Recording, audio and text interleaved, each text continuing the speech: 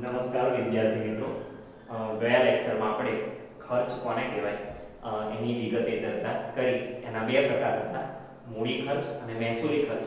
ટૂંકા ગાળાના ખર્ચા હોય તો એને મહેસૂલી ખર્ચા કહેવાય અને લાંબા ગાળા માટે લાભ મળતો હોય તો એને મૂડી ખર્ચા કહેવામાં આવે છે.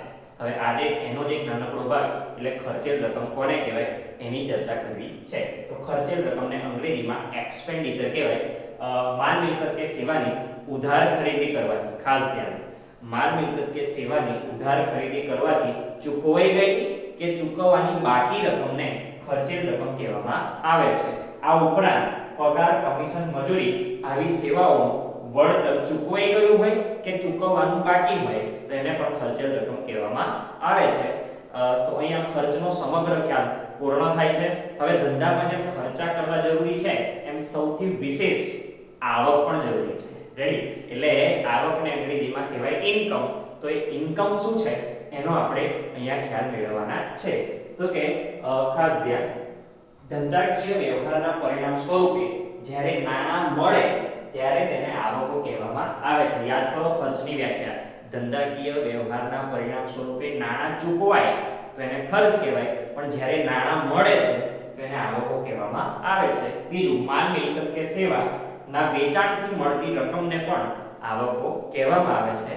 મેળવવાના આધારે એના બે પ્રકાર છે, એક મહેસૂલી આવકો અને બીજી મૂડી આવકો. તો પેલા જેવું કે જે આવકો નિયમિત રૂપે મળતી હોય તો એને મહેસૂલી આવકો કહેવાય અને જે આવકો લાંબા ગાળે મળતી હોય તો એને મૂડી આવકો કહેવામાં આવે છે. જેમ કે ખાસ આ પ્રકારની આવકો વારંવાર ઊભી થાય છે. મહેસૂલી આવકો, મહેસૂલી આવકના આધારે જે તે વર્ષનો નફો કે નુકસાન જાણી શકાતું હોય છે.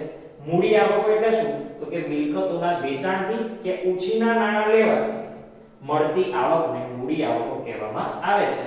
આ આવકો વારંવાર કે નિયમિત રીતે ઉદ્ભવતી નથી. એનું ઉદાહરણ છે ફર્નિચરનું વેચાણ. રેડી ને?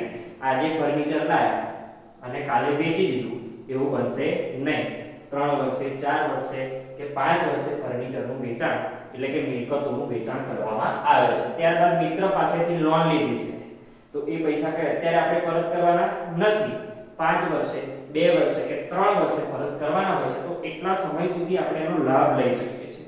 તો એ આવક કેવી છે? તો કે લાંબા ગાળાની આવકો છે એટલે એનો સમાવેશ મૂડી આવકોમાં થાય છે. એ જ રીતે બેંકની લોન છે તો એ પણ લાંબા ગાળાની આવક છે. ત્યારબાદ ઉપજ. અહીંયા ખર્ચેલ રકમ હતી તો અહીંયા પણ છે ઉપજ છે. એને અંગ્રેજીમાં રેવન્યુ કહેવાય. તો કે માલ મિલકત કે સેવાના વેચાણથી મળેલ કે મળવાની બાકી રકમ.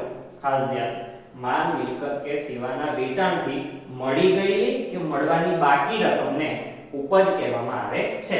એટલે ખાસ ધ્યાન, દરેક આવક છે એ ઉપજ થઈ શકે છે. ખાસ દરેક આવકો એ ઉપજ હોઈ શકે પણ દરેક ઉપજ એ આવક હોઈ શકતી નથી. કેમ કે કદાચ ઉપજોમાં મળવાની બાકી રકમ પણ હોઈ શકે અને મળવાની બાકી હોય તો એને આવક ના કહેવાય. રેડી? એટલે દરેક આવક છે એ ઉપજ છે પણ દરેક ઉપજ એ આવક છે નહીં. એટલે કે વેચાણ ઉપરાંત ભાડું, કમિશન, વ્યાજ જેવી આવક મળે કે મળવાની બાકી હોય તો તેને પણ ઉપજો કહેવામાં આવે છે. તો અહીંયા મિત્રો આપણી ખર્ચ અને આવકનો ખ્યાલ પૂર્ણ થાય છે. હવે ધંધાનો મેઇન મુદ્દો એટલે ધંધો જેના પર ઊભો છે, જેના લીધે લોકો ધંધો કરે છે એવી બાબત હવે આપણે ભણવાના છે.